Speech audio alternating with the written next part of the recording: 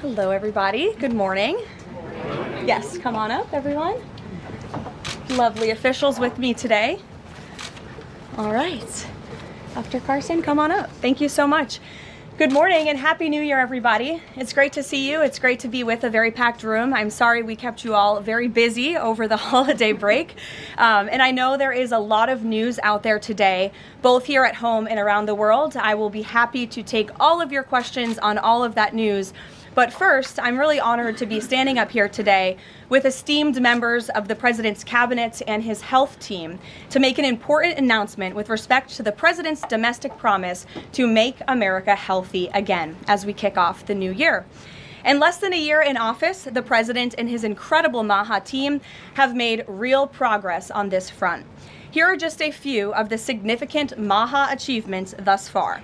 More than a dozen food manufacturers and trade associations have made commitments to remove artificial and petroleum-based food dyes from their products. The Trump administration took strong action to bar hospitals from performing dangerous, irreversible, life-altering transgender procedures on children. The Trump administration announced funding awards to states through the Rural Health Transformation Program, an unprecedented $50 billion investment established under President Trump's One Big Beautiful Bill. The Trump administration has also worked with 18 states across the country to ban junk food purchases using SNAP benefits starting this year. And thank you for leading that effort, Secretary Rollins. Additionally, President Trump took historic action to secure most favored nation drug pricing and secured deals with major pharmaceutical companies to massively lower the cost of prescription drugs. And those effects are being implemented as we speak. Americans are going to continue to see the result of these incredible deals the president cut. And I know President Trump and this team behind me worked incredibly hard to lower those drug costs for Americans. On Monday, the CDC adopted common sense updates to America's childhood vaccination schedule based solely on the gold standard of science. This action empowers parents and physicians to make the best individualized decisions to protect our children, while also restoring much needed confidence in our public health system. And as a MAHA mom myself, I'm very grateful for that. So thank you, Secretary Kennedy. To build on this progress, the Trump administration is now updating federal nutrition standards and guidelines to ensure that Americans have the most accurate, data-driven information supported by science and hard facts, not special interests or partisan ideology. President Trump has tasked two of the great individuals behind me, USDA Secretary Rollins and HHS Secretary Kennedy, with collaborating on this vitally important project. And today they are here to officially unveil the 2025 to 2030 Dietary Guidelines for America.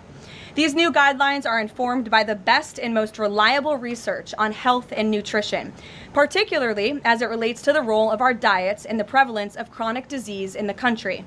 They are also These guidelines are easy to read and understand, so every American, young and old, can access this information that literally has the power to change lives.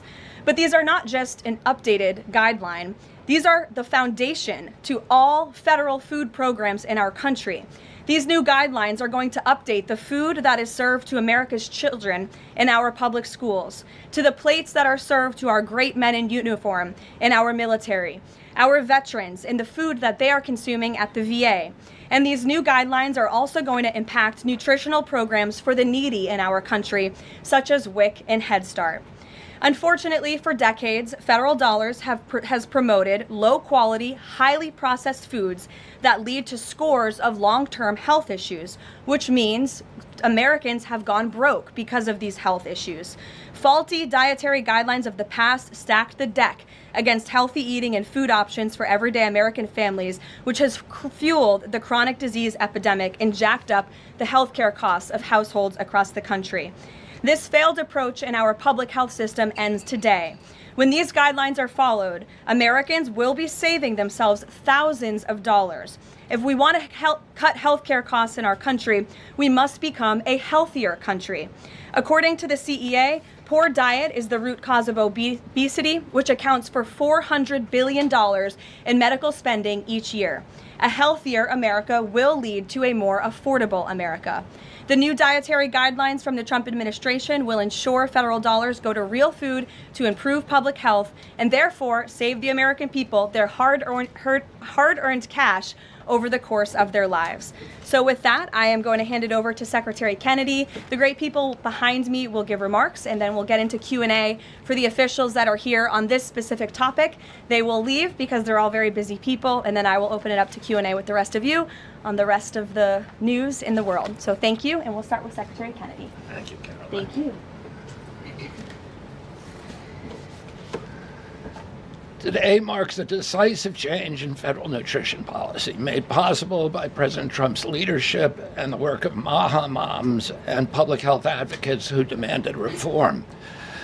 Today, in accordance with President Trump's directive, Brooke and I will release the dietary guidelines for Americans 2025 to 2030, the most significant reset of federal nutrition policy in history. These guidelines replace corporate-driven assumptions with common sense goals and gold standard scientific integrity. These new guidelines will revolutionize our nation's food culture and make America healthy again. For decades, Americans have grown sicker while healthcare costs have soared. The reason is clear. The hard truth is that our government has been lying to us to protect corporate profit-taking, telling us that these food-like substances were beneficial to public health. Federal policy promoted and subsidized highly processed foods and refined carbohydrates and turned a blind eye to the disastrous consequences. Today, the lies stop.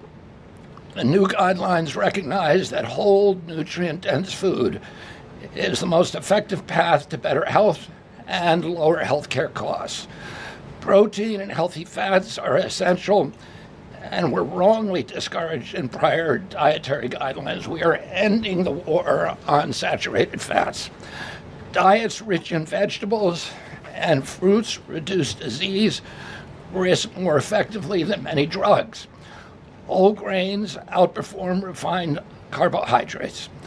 Added sugars, especially sugar-sweetened beverages, drive metabolic disease, and today our government declares war on added sugar.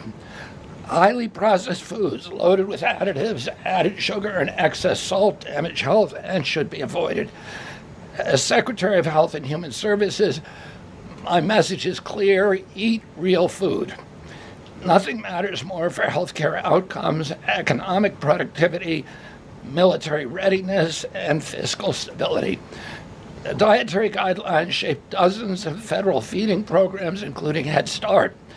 These standards affect 45 million school lunches every day, meals for 1.3 million active duty service members, and food served to 9 million veterans in VA hospitals. Today begins the work of aligning those programs with affordable, whole, nutrient-dense food. Implementation requires coordination across the government. I'm working with many of my fellow cabinet secretaries to deliver results. I want to thank Bobby Mukamala, thank you very much, who is the president of the American Medical Association, for committing to mobilize the medical community on nutrition. And I thank also the American Academy of Pediatrics for partnering on this effort. I also look forward to working with Dr. Jay Bhattacharya and Dr. Marty McCary to fund and prioritize rigorous nutrition research at the NIH and at the FDA. The stakes are measurable and severe. A Johns Hopkins analysis estimates that 48% of every federal taxpayer dollar now goes to healthcare.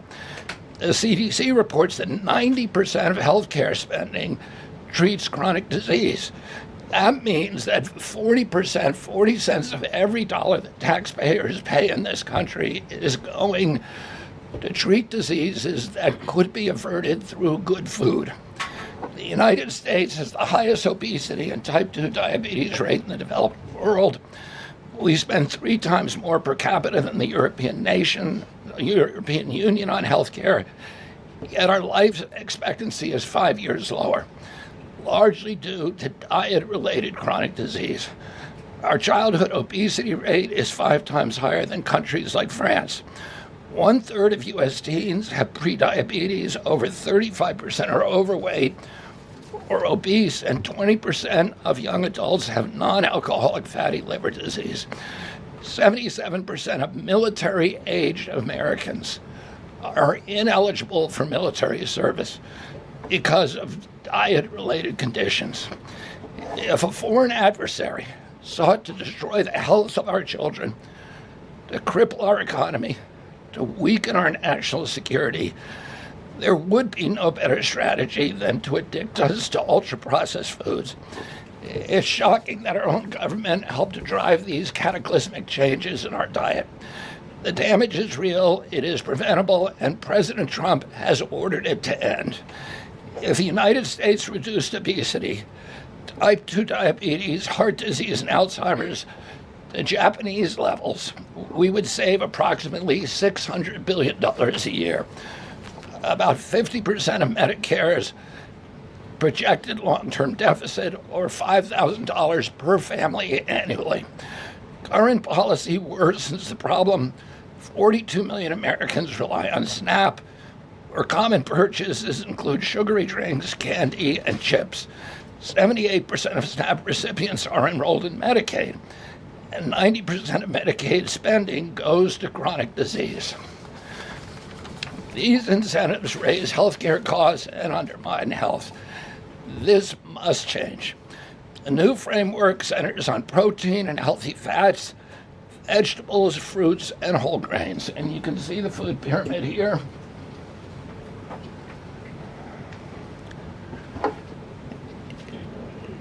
It's upside down, a lot of you will say. But it was actually upside down before, and we just righted it.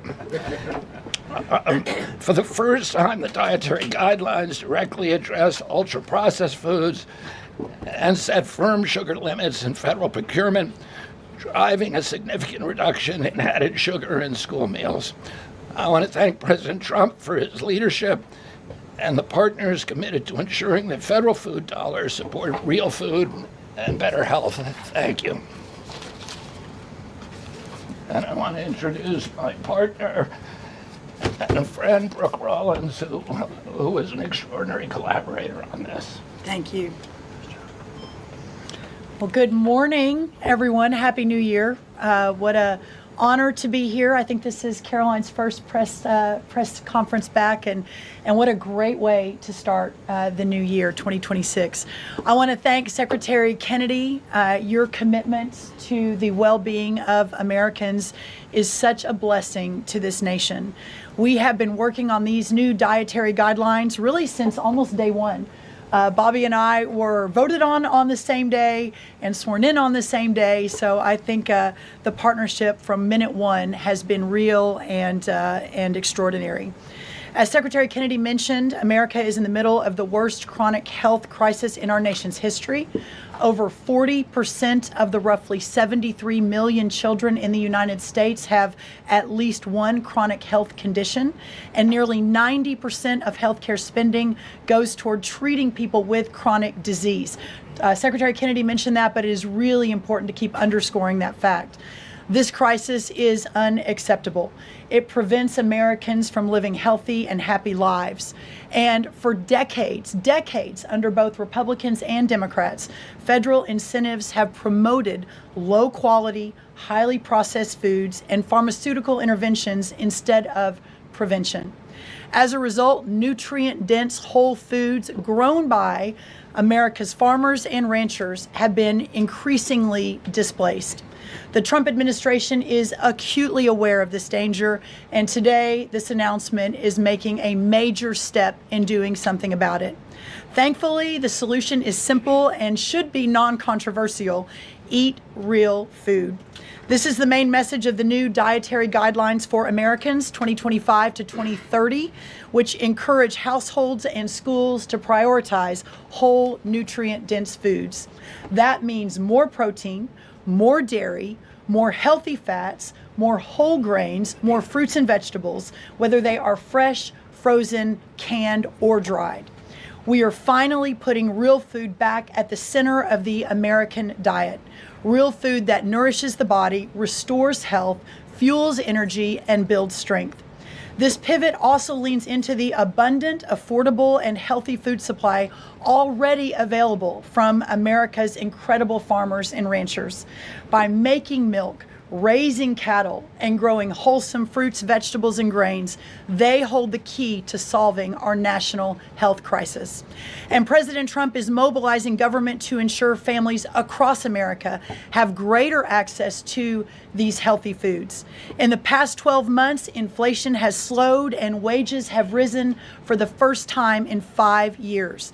Under President Trump's leadership, prices for everyday staples are declining and more help is on the way. Recent data show that fruits, vegetables, dairy, and proteins, including eggs, pork, and ground beef, are becoming even more affordable every day for our American people. American households enjoy the most affordable and abundant food in the world, and today's release only reinforces that reality. A healthy meal is within reach for all American families. These new dietary guidelines are a framework which is meant to be customized to meet the needs, the preferences, and the financial status of all American families. For example, a meal including such items as pork, or eggs, or whole milk, or cheese, tomatoes, other fresh and frozen fruits and vegetables, whole grain bread, corn tortilla can cost today right around $3 for that meal. $3. And soon USDA will finalize our stocking standards, which means that those businesses in America that take the SNAP benefit, what they are required to stock in order to take that benefit, by the way, that's almost 250,000 retailers across America, that very soon we will be finalizing that rule that will mandate all 250,000 retailers in America double the type of staple foods that they provide for America's SNAP households. This means healthier options will be in reach for all American families, regardless of circumstance, at levels never seen before in our country. These dietary guidelines are foundational to so many USDA programs, and their introduction marks the first step in connecting America's schools and dinner plates to the best of American agriculture. Make no mistake, under President Trump's leadership, we are restoring common sense, we are restoring scientific integrity, and we are restoring accountability to federal food and health policy. The new guidelines are all about putting the well-being of Americans first, exactly where it should have been all along. This is the foundation that will make America healthy again, not just for those of us alive today, but for our children and our children's children and those coming behind. I want to end by saying God bless American families, God bless the American farmer and rancher, and God bless America. What an honor now to introduce another great partner in this incredible work, and that is Dr. Mehmet Oz. Thank you. Congratulations to Secretary Rollins, Secretary Kennedy, and do want to express my appreciation for what the President has done overall to increase the affordability of health care. The biggest accomplishment perhaps for the health system ability to drop down prices last year was the most favored nation drug pricing that Caroline mentioned. These are incredibly effective at reducing the costs, for example, of what the President calls the fat shot, the Ozempic, GLP-1s category of medications. We dropped them dramatically. But the best way to reduce drug spend in America is to not need the drugs in the first place. What you're hearing today with these dietary guideline adjustments are going to be massively effective, and not just dropping the need for us to buy these weight loss drugs, but buy the expensive drugs for autoimmune problems. We have evidence that food is medicine when it comes to conditions for various mental health issues, from Alzheimer's and depression to fundamental realities of how children learn in school. So the question then becomes, what is this actually going to do in dollars and cents?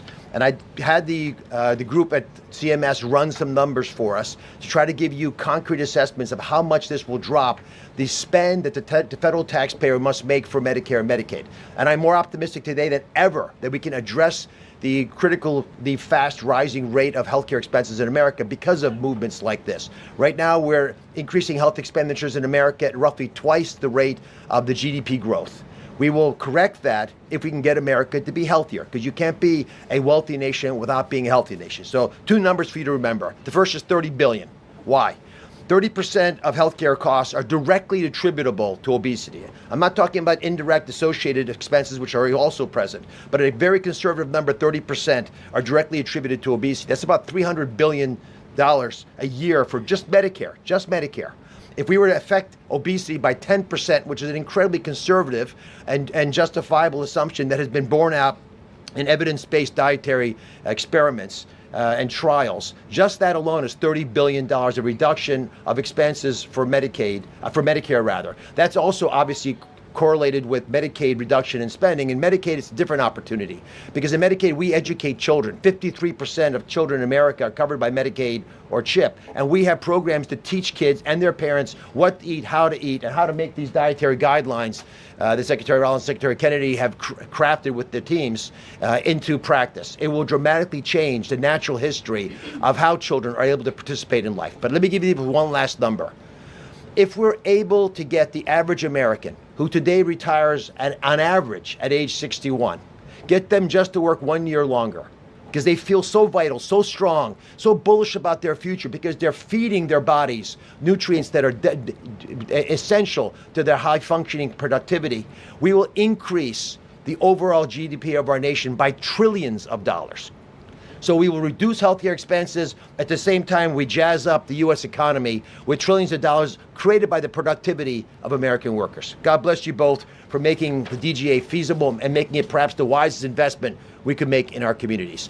Marty McCary is one of my closest friends, the powerful leader of the FDA who's been taking brave steps along the line and has additional insights. Thanks. Thank you, Dr. Oz. Today marks the beginning of the end of an era of medical dogma on nutrition. For decades, we've been fed a corrupt food pyramid that has had a myopic focus on demonizing natural, healthy, saturated fats, telling you not to eat eggs and steak, and ignoring a giant blind spot. Refined carbohydrates, added sugars, ultra-processed food. This study in JAMA now shows that 60% to 70% of kids are getting their calories from ultra-processed foods. That's an epidemic. We now have a generation of kids addicted to refined carbohydrates, low in protein. They are literally nitrogen negative because we've used old flawed studies that used urine nitrogen to estimate body protein metabolism, and they missed the mark. The old guidelines had such a low protein recommendation that we are increasing that by 50 to 100%. Kids need protein. The old protein guidelines were to prevent starvation and withering away. These new protein guidelines are designed for American kids to thrive, and they're based on science, not on dogma. We have 40% of our kids now with a chronic disease. It is not their fault. This is something that is the result of bad advice from the government and a medical establishment that for decades peddled research from a flawed 1960s model. Today, we are setting the record straight. This is not a willpower problem of our nation's kids. This is something adults have done to kids, and we're going to fix it. And so, as Dr. Oz said, the best way to lower drug prices is for people to stop taking drugs they don't need. We are going to finally address the root causes of our broken healthcare system: insulin resistance and general body inflammation, advanced by the protein-poor, micronutrient-poor, ultra-processed, refined carbohydrate diet that kids are addicted to today.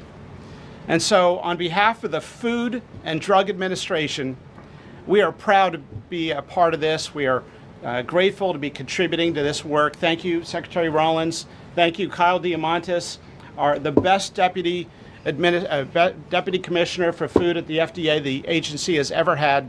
This is a historic day in America. Thank you, Caroline. Thank you, Doctor. Thank you so much. Thank you. I hope everyone's inspired to go eat a salad for lunch after this briefing. If anybody has questions on this topic, we will take a few and then we'll get into the topic. We'll start with our new media seat. If you have a question on this topic today, Jamie Franklin, she comes from the Conservator. Why don't you kick us off? Yeah, first of all, Caroline, congratulations on your pregnancy. We're so excited for you. MAHA moms across the country, including myself, are just so excited by what this administration is doing to make our kids healthy again. But you know, we do have concerns when it comes to these blue states pushing back on a lot of progress that we're making as an administration.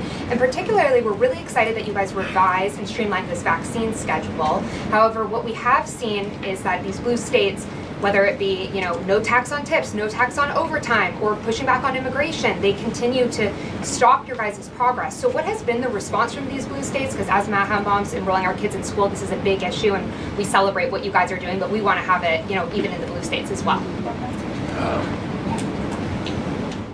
I mean, my hope is that we only released these earlier, 2 days earlier. I'm sorry. Duck is also high in protein. It's an interesting... Duck is a good thing to eat, everybody. We only released the new vaccine schedule 2 days ago. The vaccine schedule, there's nothing compulsory in it. Everybody, I've always promised, I'm not going to take people's vaccines away from them. People who want to get vaccines, everybody who wants them can get all of the vaccines that were on the old schedule. They will all be paid for by the Vaccines for Children program or for the insurance the same as before. We release guidelines that we think are optimal to public health. They're the same with core vaccines that are required by the European community. And those nations all have much better health outcomes than we do. And they're based on their best science and also on their conviction that when you put too many vaccines on the program, it actually reduces compliance. It reduces uptake.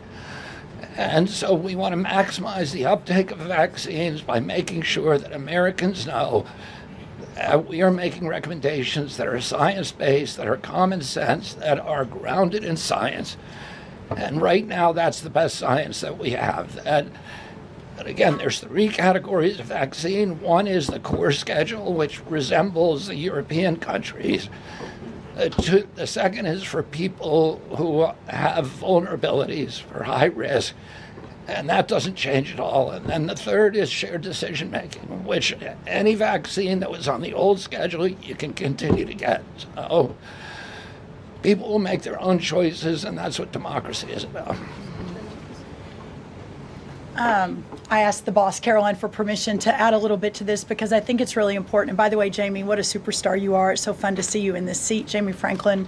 The blue state question is a really important one. And for those of us that are running agencies with these programs, I mean, I've talked to a lot of you already about how we have 22 blue states that won't give us their SNAP data so that we can figure out and ensure that those who really need these programs are actually getting these programs. Clearly, you all have been writing about Minnesota.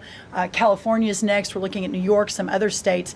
The amount of fraud in all of these programs is absolutely stunning. And the challenge is, I mean, from Medicaid, et cetera, I know, Dr. Oz, you've talked a lot about that.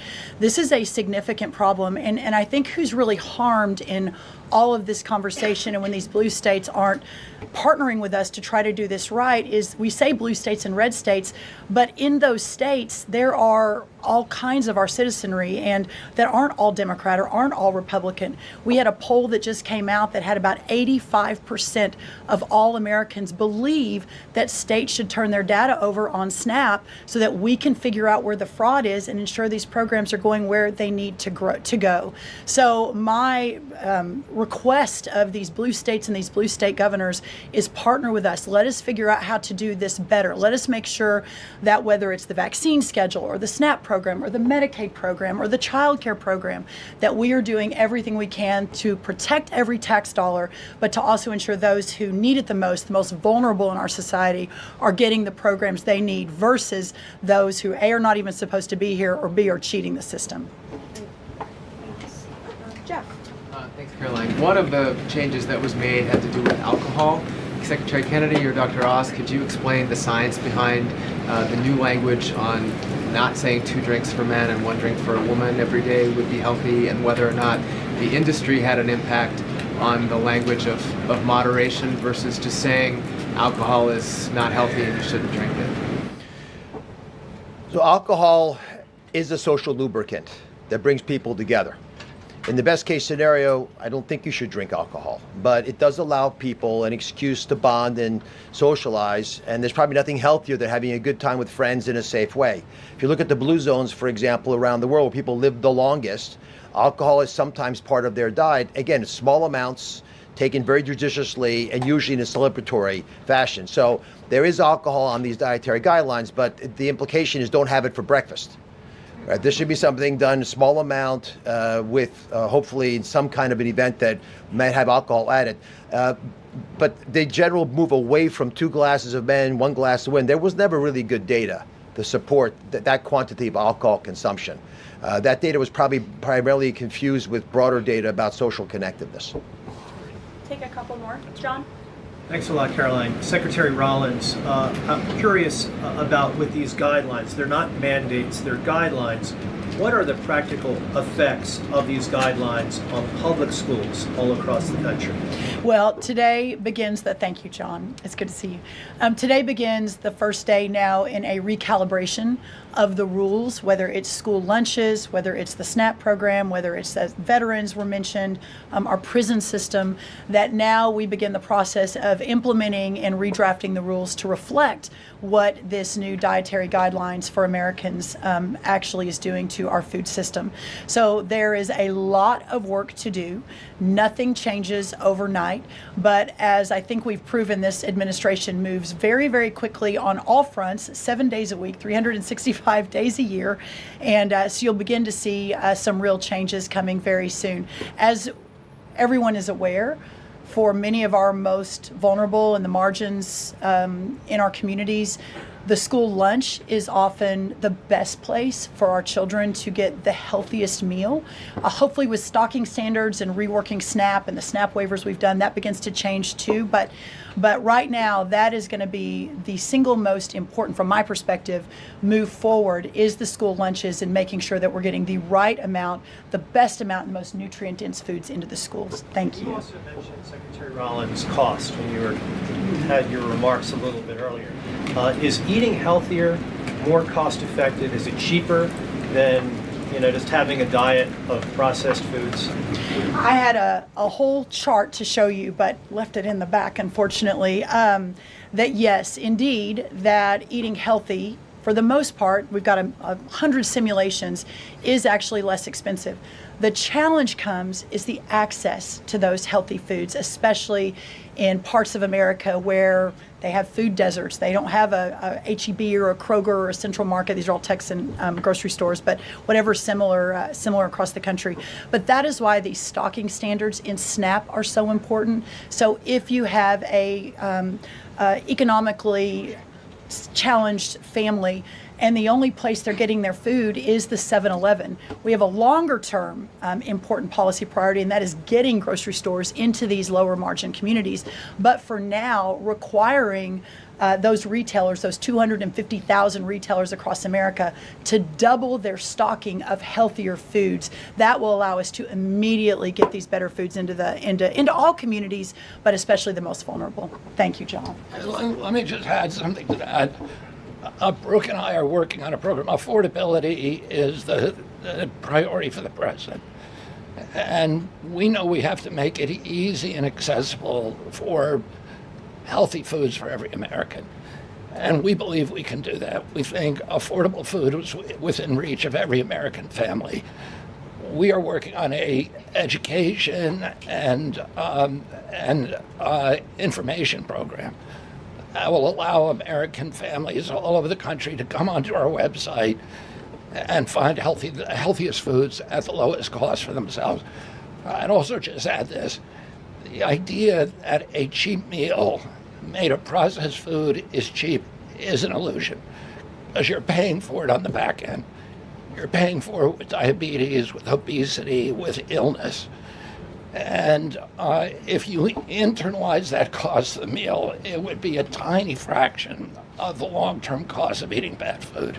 So we'll take one more in the white blazer. Thank you. Caroline. Secretary Kennedy, you mentioned healthy fats, but also ending the war on saturated fats. Can you clarify how much saturated fats Americans should be consuming? I'm going to let Marty take that, since he wrote a book about it. Look, the old dogma in the 1960s when Eisenhower had his heart attack and Ancel Keys said it was the saturated fat. That's never been substantiated. And so that flawed research has become dogma over the years, and eventually the conversation was sidelined. In this new guidance, we are telling young people, kids, schools, you don't need to tiptoe around fat and dairy. You don't need to push low-fat milk to kids. And we are maintaining the 10% of calories as saturated fat in the guidance. The real issue is protein. The fact that 60 to 70% of the calories of kids today in America is ultra-processed food. These are the issues that have become giant blind spots where we're now putting attention. And we hope that there are conversations in every school board in America, in every church and synagogue and house of worship, every home in America will now have conversations. We've got to talk about school lunch programs, not just putting 6-year-olds on Ozempic. Food can be curative. We've got to talk about the microbiome and fiber and healthy whole grains and the good soil that food comes from and the healthy, clean waters and good farming techniques. So that's the focus of this guidance. Thank you. Great. Some of you may be wondering why Dr. Carson is here. He is our National Nutrition Advisor working alongside Secretary Kennedy, and he's played a big role in this effort. So I want to thank you so much, Dr. Carson, for being here today. And thank all of you for being here today. I know you're all very busy people, and these people have a lot of questions on things other than diet, I'm sure. So I'm going to get to work, and thank you guys so much for coming. Thanks, everybody. Thank you. Thank you. Okay, thanks. All righty. Great. Does anyone have any questions? Rachel, why don't you start? Thank you, Caroline. The president has been adamant that he is now in charge of Venezuela, but Delcy Rodriguez said the government of Venezuela runs her country, no one else, saying, quote, there's no external agent governing Venezuela. So which one is it? Let me just be very clear. This is the first time that I've addressed Venezuela from the podium since being back and since the historic and incredibly successful military operation, law enforcement operation conducted by our United States military that you all saw and the world witnessed last week. The skill, the might of the United States military and our country under the leadership of this president is on full display to the rest of the world. And let's just set the record straight. There isn't another military in the world who could have pulled off this operation. There is not another president in the world or in our nation's history who had the courage to authorize such a mission. And I think the world has taken notice that America is truly back. With respect to Venezuela, the Trump administration, led by Secretary Rubio, the vice president, and the president's entire national security team, is in close correspondence with the interim authorities in Venezuela. We obviously have maximum leverage over the interim authorities in Venezuela right now, and the president has made it very clear that this is a country within the United States, the Western Hemisphere, close by the United States, that is no longer going to be sending illegal drugs to the United States of America. It's no longer going to be sending and trafficking illegal people and criminal cartels to kill American citizens as they have in the past. And the president is fully deploying his peace through strength foreign policy agenda. So we're continuing to be in close coordination with the interim authorities, and their decisions are going to continue to be dictated by the United States of America. Just one follow-up, when you talk about that leverage there, has the Venezuelan government fully committed to turning over its oil to the United States indefinitely, and what happens if they do not? Well, as you saw, the president announced last night, this was a deal. This was a deal made by the president and his team with the Venezuelan interim authorities. This will benefit both the American people and the Venezuelan people. And Secretary Wright and the Department of Energy are working with the interim authorities and also with the private oil industry to execute on this historic energy deal. That's not only good for the United States, but it's also going to revive the prosperity, the safety, the security of both the United States and Venezuela as well. Ed. Following up on the oil part of this, the 30 to 50 million barrels of oil, how exactly is that going to work? You're getting it out of Venezuela into the United States? Yes. And then what? That's exactly right. So as you know, Ed, as the president announced last night, this was the sanctioned oil that was basically just sitting in barrels, sitting on ships because of the effective quarantine of the United States of America. And the interim authorities have agreed to release that oil to the United States, so it will be arriving here at home very soon. The United States government has already begun marketing Venezuelan crude oil in the global marketplace for the benefit of the United States, engaged the world's leading commodity marketers, key banks to execute and provide financial support for these crude oil and crude product sales. All proceeds from the sale of Venezuelan crude oil and products will first settle in U.S.-controlled accounts at globally recognized banks to guarantee the legitimacy and integrity of the ultimate distribution of proceeds, and those funds will be dispersed for the benefit of the American people and the Venezuelan people at the discretion of the United States government. It sounds like it requires a lot of private sector engagement and agreement from the oil industry and the banking industry. Do you have that yet? There's a lot of private sector engagement that's happening right now. As you know, Secretary Wright, our energy secretary who's heading up this big project, is in Florida today meeting with some of these oil executives. And as we confirmed earlier, they will also be at the White House later this week. So they are absolutely eager to invest. They're eager about these opportunities. And Secretary Wright is a very well knowledgeable guy when it comes to oil and energy, and he's the perfect man for the job. Another corner of the world that real quick on Iran. Go ahead. So just to follow up on the oil, 30 to 50 million barrels is an initial tranche, if you will, and then what happens after that? What I won't get ahead of the plans that the president and his team are currently speaking with the interim authorities about, but rest assured, there is a long-term plan here. Secretary Rubio and the entire team are working diligently on it, and this is just sort of the first action that you all are seeing. Ed. Thanks, Caroline. So in order to get these oil companies to invest billions in Venezuela, how will the U.S. reassure that their workers will be safe in Venezuela? Could there be troops involved? At this point in time, as you know, there are no troops on the ground in Venezuela. The president, of course, reserves the right to use the United States military if necessary. It's not something he wants to do. Diplomacy is always the first option, as you saw. He tried that with Nicolas Maduro, but unfortunately, he was an illegitimate dictator and an unserious person. And so President Trump authorized this law enforcement operation, and now Nicolas Maduro is sitting in a prison cell in New York. So certainly the president is going to do what's in the best interests of the American people, and that includes workers from our energy and oil industry as well. With that meeting tomorrow, what is the message the president is going to give to the oil executives, and what does he want to hear? Well, the meeting is on Friday, and it's just a meeting to discuss, obviously, the immense opportunity that is before these oil companies right now. Stephen. Thank you, Caroline, and congratulations again. Thank you. The New Yorker had a story yesterday on the vice president, and it questioned his, quote, notable absence on Venezuela. And the sub-headline asked, was the vice president's exclusion from the operation in Venezuela an expression of his anti-interventionist ideology or political calculation? Would you be able to discuss the vice president's role in Venezuela policy? I did see that report in the New Yorker, and quite frankly, I laughed out loud because it's very clear it's a fake report that's trying to sow distrust and division amongst the president and his team. Let me just be very clear. The vice president has been involved in all policy. He is the right-hand man of the president on all policy matters, including Venezuela policy. He was, of course, read in and deeply involved in this operation from the very beginning. And he was present on the night of the operation via secure communication at a different location as to not damage the operational secrecy of this mission that was so incredibly important to ensure that this mission could be carried out successfully without endangering our troops. Sure. The U.S. seized a tanker recently. Russia specifically asked the United States not to seize that tanker. Does this action risk a larger conflict with Russia? I believe you're referring to the Bella 1 tanker that was seized this morning. The Department of Justice and the Department of Homeland Security, in coordination with the Department of War, did announce that seizure this morning for violations of U.S. sanctions. I've spoken about the enforcement of our sanctions policy at the podium prior to the new year, and this administration is going to fully enforce the sanction policy of the United States.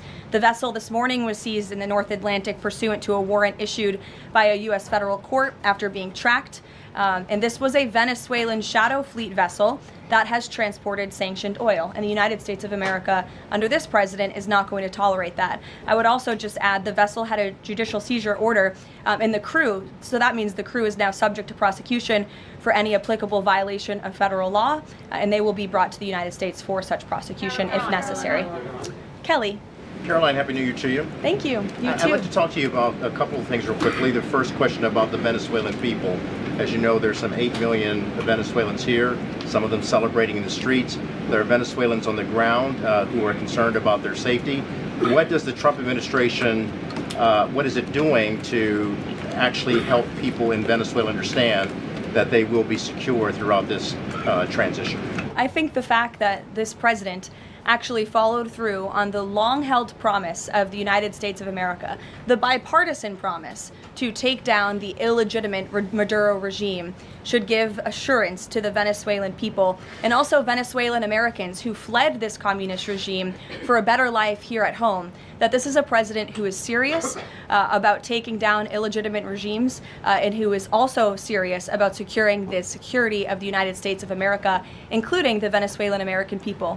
And I would just add that this is something that not just Republicans and President Trump have talked about for a very long time, but it is also something that Democrats have advocated for. In 2020, Chuck Schumer said that that at the time, President Trump had not brought an end to the Maduro regime. The Maduro regime is more powerful today and more entrenched today than it was when the president began.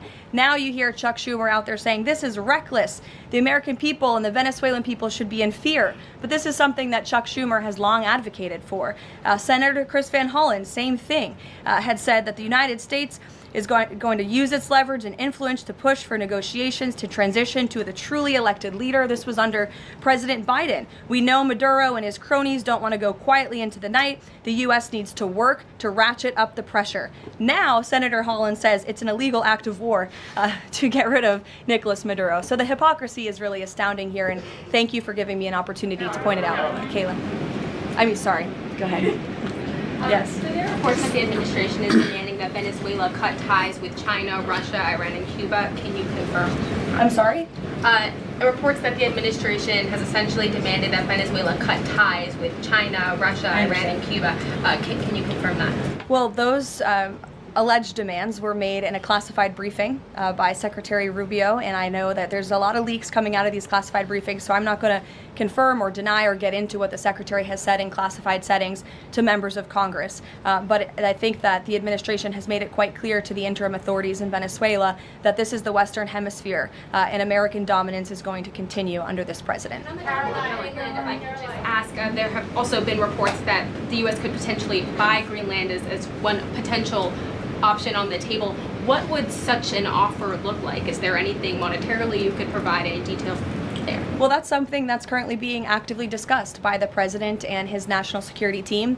And I would point out that the acquisition of Greenland by the United States is not a new idea. This is something that presidents dating back to the 1800s have said is advantageous for America's national security. The president has been very open and clear with all of you and with the world that he views it in the best interest of the United States to deter Russian and Chinese aggression in the Arctic region. And so that's why his team is currently talking about what a potential purchase would look like. Jackie.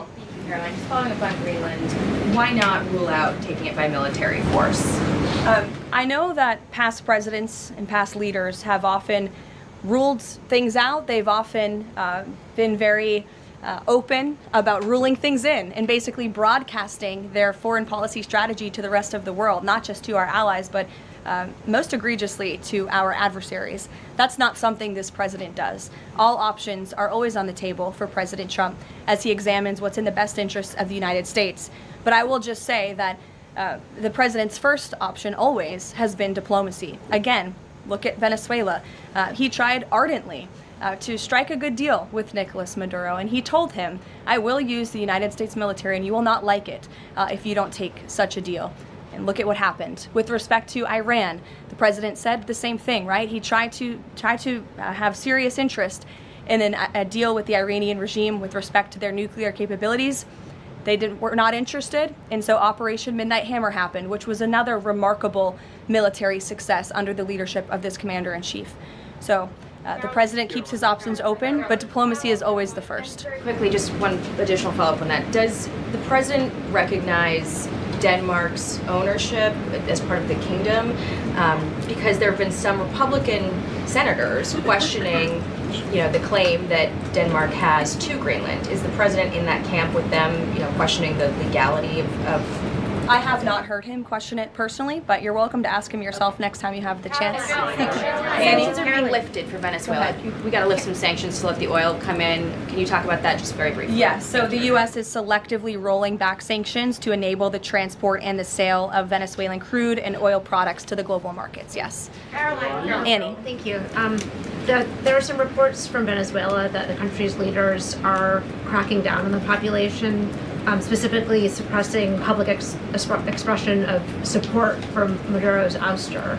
Is that kind of behavior consistent with what the president wants to see, how the president wants to see the leaders take on the population? It would not be consistent, and I'll let the president's national security team speak further on that. I know they are well aware and tracking.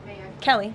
Two questions. One, on the seized vessels, the Bella, the Sophia, can you tell us where they're headed, what happens to any existing cargo, and you reference personnel but potentially facing prosecution? That's one thing I'd like to follow on. And then on the Bella. Yes, okay. And on Annie's question, if I could also ask, does the administration believe that the interim regime should release all political dissidents and prisoners and return detained Americans? That's not a question that I've personally spoken about to the president with, so I will let him answer that question. I don't want to make new policy at this podium today with respect to Venezuela. With respect to the two ships that you mentioned, I spoke with you about the Bella 1. There was another vessel this morning, the Sophia, that in coordination with the Department of War, the Department of Homeland Security apprehended it. This is a stateless, sanctioned, dark fleet motor tanker, and this occurred without incident.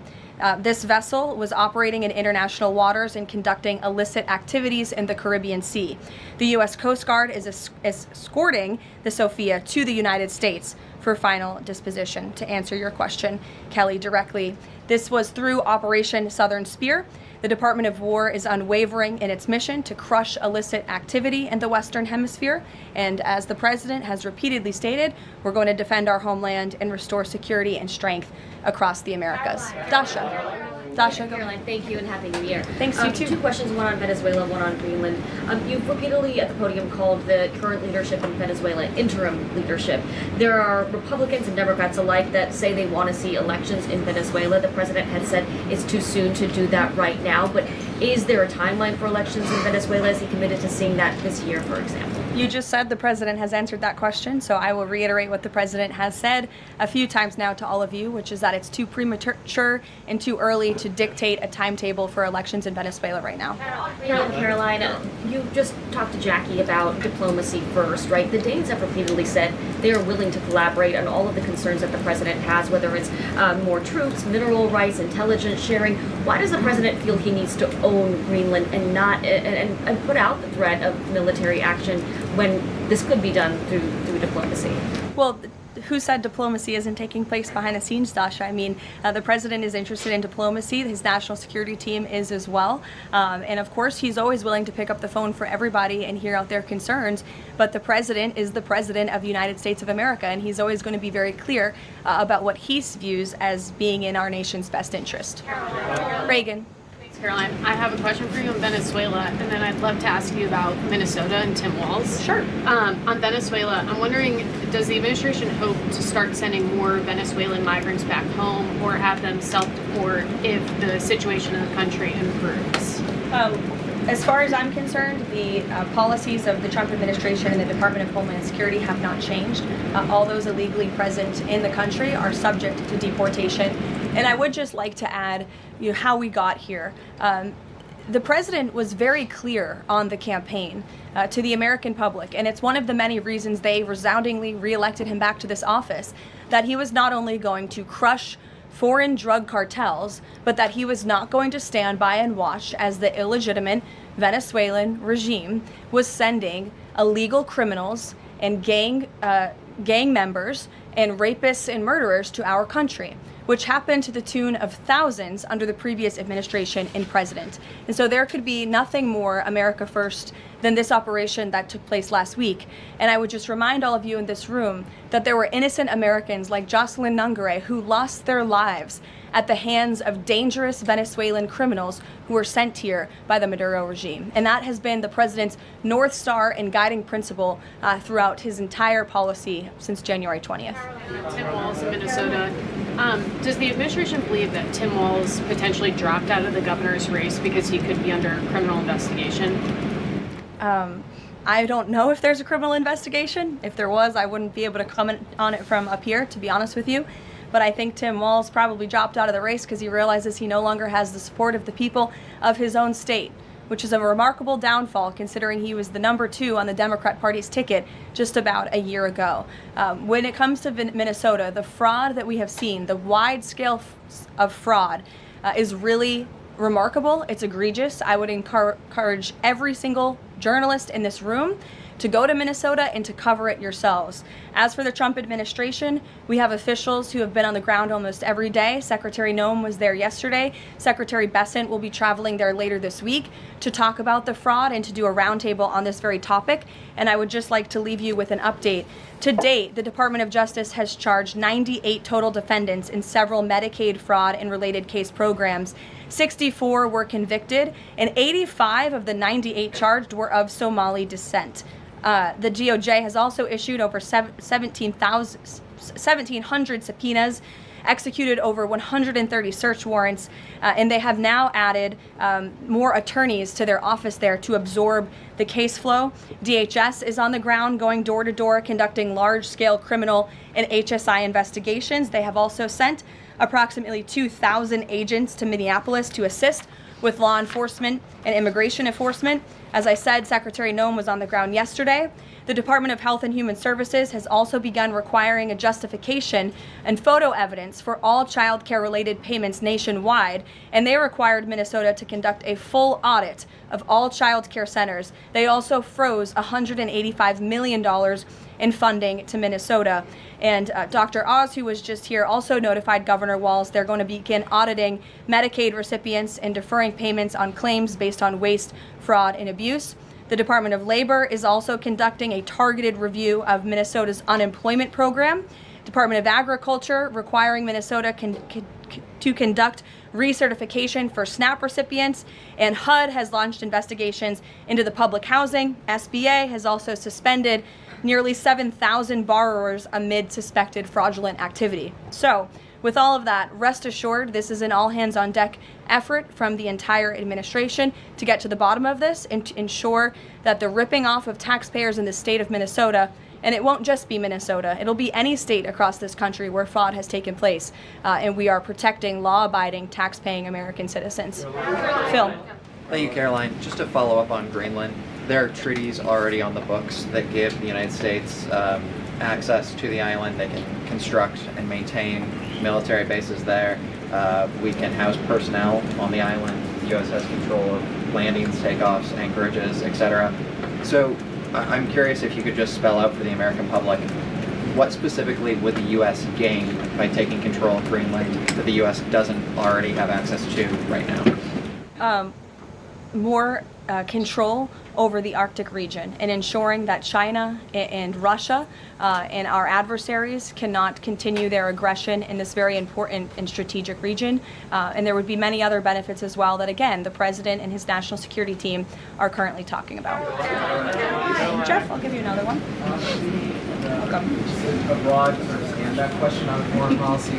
Are you concerned about increasing tensions with Russia because of the tanker seizures? And how does the U.S. action in Venezuela impact the ongoing relationship with China and the President's relationship with President Xi? I think the President has very open, honest, and good relationships with both President Putin of Russia and also President Xi of China.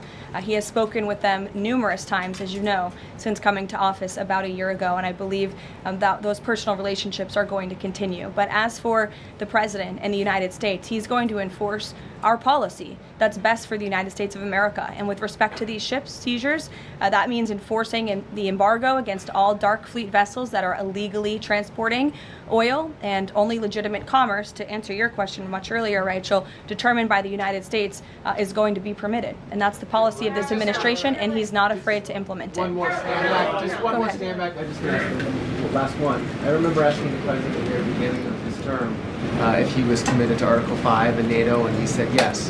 Has his stance on NATO or his commitment to NATO changed? Did you see his statement earlier today? He said we will always be there for NATO, even if they are not there for us. And I think that answers your question directly. Yes. Just to follow up on what Jeff was saying there, will the president commit that if any NATO members are attacked, the United States will come to? Again, the president addressed this directly himself this morning after seeing the coverage from all of you in this room on television, and he made it very clear we're always going to be there for NATO, even if they have not done right by the United States of America. And they have not, they have finally increased their defense spending at the request of this president, but it was only because of this president that they did that. We'll take a couple more. Michael, go ahead. Thank you, Caroline. Happy New Year and congratulations. Thank you. Two questions, if You I too. may. One on healthcare, one on Mexico. On healthcare, the president says he wants Republicans to be flexible on the Hyde Amendment in order to pass healthcare legislation. What is the White House's message to pro-life voters who say federal funding for abortion goes against their values? Well, the president did not change the administration's policy. It was President Trump who signed an executive order protecting the Hyde Amendment. It's the Trump administration that has taken multiple actions on various fronts to ensure that taxpayer dollars are not funding the practice of abortion. What the president was saying yesterday was Republicans, and frankly Democrats too, need to show a little bit more flexibility so we can actually get something done with respect to the issue of health care. Republicans have amazing ideas. The president himself, as we spoke about earlier, has launched this Most Favored Nation drug pricing initiative, has cut good deals with Big Pharma. He wants to see Republicans, and Democrats too, if they're willing, codify those executive orders into law so that these good deals can remain and these prices can continue to be lowered long after this president and this deal maker in chief is gone. The president's talked a lot about health savings accounts and giving more money back to the healthcare consumer rather than to these giant insurance companies, and he's been very outspoken and tough on them too, and I think you'll see more and hear more from him directly on that issue. So he wants to see Congress get something done with respect to health care, and that was the point that he was driving home yesterday. Mexico, Caroline, President Trump says the drug cartels are running Mexico. What action does he need to see Mexico's president, Claudia Sheinbaum, take to prove that she's in control of that country, in control of those cartels? And does the White House believe she's able to do that without U.S. intervention? Look, I think the president was speaking very candidly and frankly about the reality on the ground in Mexico. Haley. Caroline, Happy New Year. I wanted to ask you about the seized tanker, the Vela. There were reports before this that Russia had sent a submarine to escort it. Was there any engagement with that submarine? And then was the deconfliction line with Russia used ahead of boarding that? Again, this was a Venezuelan shadow fleet vessel that has transported sanctioned oil. The vessel was deemed stateless after flying a false flag, and it had a judicial seizure order, and that's why the crew will be subject to prosecution. Mary. On Colombia, the president talked over the weekend and suggested that he would be open to an operation there. Should the president of Colombia be expecting Delta Force anytime soon? And then I had another one for you on California. That would be a very unwise question for me to answer, to weigh into. What's your next question? On California, can you share any more about the fraud investigation? The president said that there was one. Who's being investigated and where is it starting? Again, this is going to be a all-hands-on-deck government-wide effort. The president has directed all agencies across the board to look at federal spending programs in not just Minnesota, but also in the state of California to identify fraud and to prosecute to the fullest extent of the law all those who have committed it.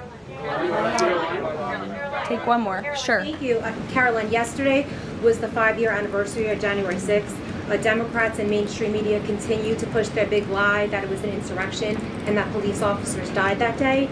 The reality is that 4 Trump supporters died on January 6th and 2 women were killed by January 6th police.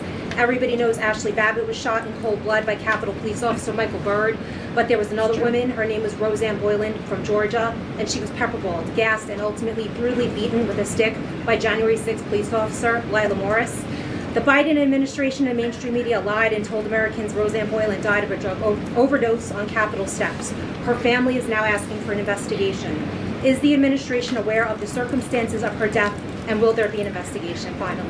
Well, for investigation, I will have to defer you to either the FBI or the Department of Justice, and I'm sorry to have to do that. But with respect to all of the facts that you just laid out, the White House relished the opportunity yesterday to actually create a new website to share the facts with the American public, but also all those in this room. We knew the media would be covering January 6th quite a bit because they think it's something that the American people are still believing their lies on. They think it's something that still helps their case against this president. Obviously not, or else he wouldn't have been reelected in an overwhelming fashion in November of last year. And so I would encourage everyone to take a look at the website. It's quite well done. And thank you all very much. It's great to be back with you. Thank you.